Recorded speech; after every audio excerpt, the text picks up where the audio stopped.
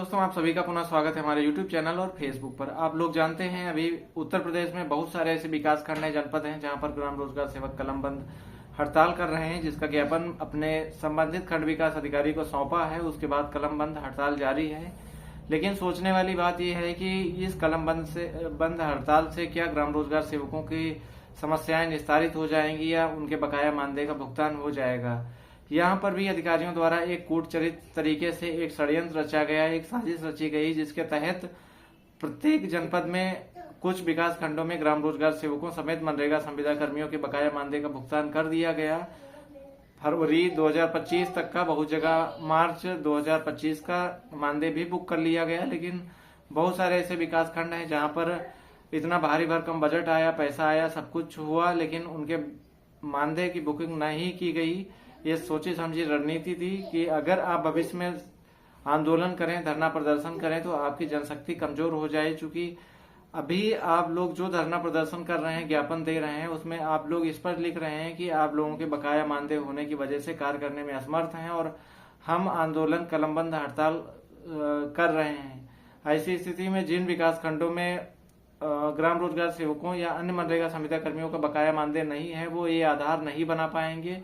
फिर वही बात हो जाएगी, अलग अलग विकास खंडों में अलग अलग मांगे, इसलिए आप लोगों का आंदोलन सफल नहीं हो पाएगा, ना इसको मजबूती मिल पाएगी। इसलिए आप लोगों को जरूरी है 8 अप्रैल को जो प्रांतीय नेतृत्व के द्वारा लखनऊ में बैठक बुलाई गई है, उसमें सम्मिलित होइए और सामूहिक रूप से जो समस्याएं हैं, जो कार्य करने में बाधाएं आ रही हैं, जो चुनौतियां हैं आप लोगों के पास, और भविष्य में उसका क्या बेहतर सोल्यूशन हो सकता है, बेहतर क्या विकल्प हो सकता है, उस पर गहन चर्चा होगी।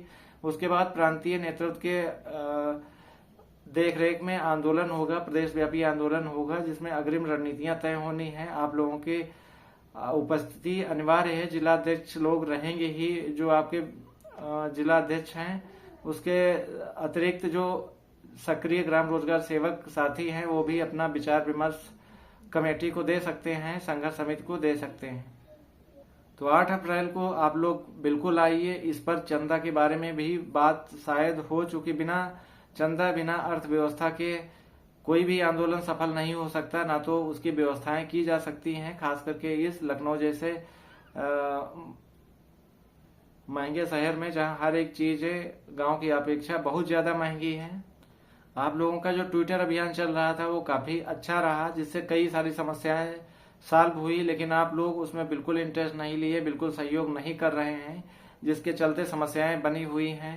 साथ ही आप लोगों द्वारा जो साहसिक काम किए गए, माननीय विधायकों के द्वारा, सांसदों के द्वारा माननीय मुख्यमंत्री जी को ज्ञापन सौंपने की या अन्य जरियों के माध्यम से मुख्यमंत्री महोदय तक ज्ञापन पहुंचाने की, उससे प्रांतीय नेतृत्व भी काफी प्रभावित हुआ और वो लोग भी सक्रिय हुए जिनमें चेतना खत्म हो गई थी। उनको लगता ही नहीं था कि माननीय मुख्यमंत्री जी तक ग्राम रोजगार सेवकों की बातें पहुंचेंगी या उस स्तर तक ग्राम रोजगार सेवकों का आंदोलन होगा। अभी बहुत सारे ऐसे विकास खंड थे, जनपद थे, जहां ग्राम रोजगार सेवकों ने सामूहिक आत्मदाह की चेतावनी दी, जिसके बाद में वहां का मानदेय क्लियर हो गया। वहां पर भी बहुत सारे ऐसे विकास खंड रहे जहां पर बकाया मानदेय का भुगतान कर दिया गया। बाकी बहुत सारे ऐसे विकास खंड थे जहां पर कूटचरित तरीके से उनका मानदेय का भुगतान नहीं किया गया, बल्कि मानदेय की बुकिंग की गई। अगला जब पैसा आएगा तब उनके वेतन का भुगतान होगा। आप लोगों की लड़ाई कहाँ चल रही थी? नई संविदा नीति के तरफ, ईपीएफ के तरफ और एचआर पॉलिसी समेत अन्य न्यूनतम वेतनमान तय करने के लिए। लेकिन आपके विभाग और अधिकारियों ने ऐसा किया कि आप सिर्फ और सिर्फ बकाया मानदेय पर रह गए, बकाया मनरेगा श्रमिकों की मजदूरी पर रह गए। आपका आंदोलन ठप हो गया। लेकिन अगर अभी से आप लोग एकजुट नहीं होंगे, आंदोलन की नई रणनीति नहीं बनाएंगे, सामूहिक रूप से अपनी मांगों को ट्रेंड नहीं कराएंगे, तो आप अभी जो आगामी चुनाव आ रहे हैं उस टाइम सरकार से उम्मीद है कुछ ना कुछ बेहतर कर सकती है। तो अभी से आप लोग एकजुट रहिए, संघर्ष करते रहिए और जो प्रांतीय नेतृत्व के दिशा निर्देश हों उसका पालन करते रहिए। तभी आप लोगों की समस्याएं सॉल्व हो सकेंगी। चुनाव से पहले आप लोगों के वेतनमान में बढ़ोतरी हो पाएगी। पृथक बजट जैसी गंभीर समस्या जो आपके पास बनी हुई है चुनौती के रूप में, शायद उसका भी सोल्यूशन निकल आए और आप लोगों के बकाया मानदेय की समस्या खत्म हो, पृथक बजट से आपके मानदेय की व्यवस्था हो। इसलिए आप लोग जो भी करें वो प्रांतीय स्तर पर या जनपद स्तर पर सामूहिक रूप से करें।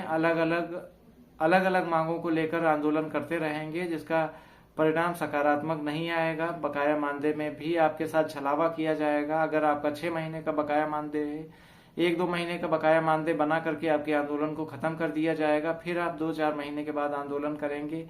तो ये सिलसिला जो चल रहा है बकाया मानदेय को लेकर, इसको खत्म करना है, इसका परमानेंट सोल्यूशन निकलवाना है सरकार से, अधिकारियों से। इसलिए आप लोग 8 अप्रैल को लखनऊ की पावन भूमि पर आइए।